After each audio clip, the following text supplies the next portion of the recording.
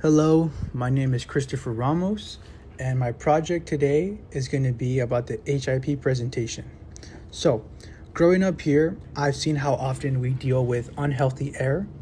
Fresno is consistently ranked as one of the most polluted cities in the country, and we get a constant air quality alerts that affect our kids, older adults, and anyone with breathing issues.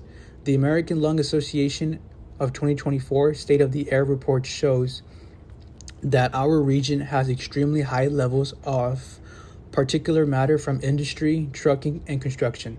Because polluted air takes away something basic, which is the ability to breathe and live a healthy life, I chose the Central Valley Air Quality Coalition, or CVAQ, and how their communication campaign works to make it clean air and a community a priority.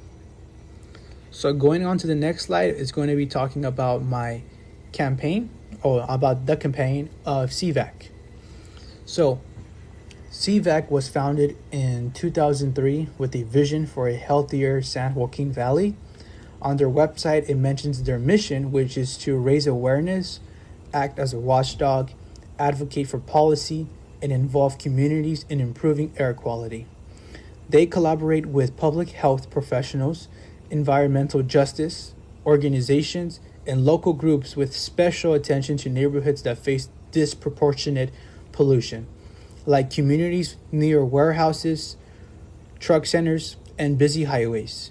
Their campaign uses education, public advocacy, and community involvement to push for cleaner air and more equitable policies.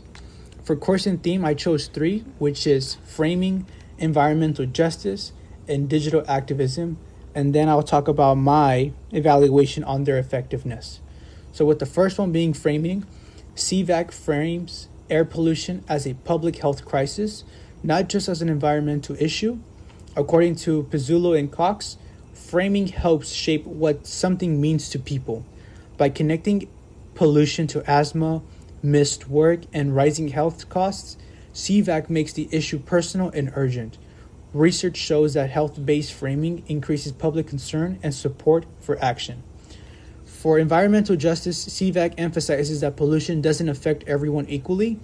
Working class neighborhoods and communities of all color often live closest to pollution sources, and CVAQ highlights these inequities to push for fairness. They create workshops and community spaces where residents can testify and share their lived experiences, which research shows strengthen environmental justice movements. And for digital activism, CVAQ uses social media, air quality alerts, videos, and petitions to reach people online while also organizing offline workshops. This hybrid model increases engagement and helps residents to stay informed and involved. Digital platforms allow community stories to be shared widely and help build solidarity. Now, my assessment on it, CVAQ has had meaningful wins. They helped push stricter truck emission rules and supported the expansion of electric buses. And they've also made air quality issues more visible in local conversations. But limits still exist, and the valley remains one of the most polluted regions in the U.S. Structural problems like industry, geography, and infrastructure, which all can be solved by communication alone. CVAQ is strong in raising awareness, but awareness doesn't always fix and transform decades of pollution. To build on CVAQ's success, I propose two additions to strengthen the campaign. The first one being a youth-centered air monitoring program, and the second being a community digital storytelling program. And I'm going to go in depth with each one. So starting with the first one, CVAQ could partner with local schools to set up low-cost air quality sensors so that students would be able to collect data, map pollution in their neighborhoods, and share findings through social media and community events. This builds environmental literacy, creates local data, and empowers young people to have inspiration of becoming a scientist.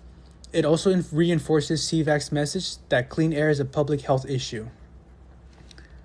For the second one, CVAQ could hold workshops where residents hold and create short videos or photo essays about how air pollution affects their daily lives. These stories can be shared online, at community meetings, and in policy discussions. Research shows that digital storytelling increases empathy and mobilizes support because decision makers hear directly from the people impacted. Both proposals deepen engagement, build community power, and help shift CVAQ from awareness towards stronger public participation and a long-term action.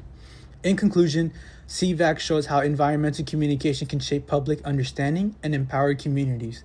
Their framing environmental justice focuses on digital activism, and it has helped make our air quality crisis into a public conversation. By adding youth monitoring and community storytelling, their campaign could reach new voices, create local data, and build sustained involvement. This concludes my presentation, and these are my references.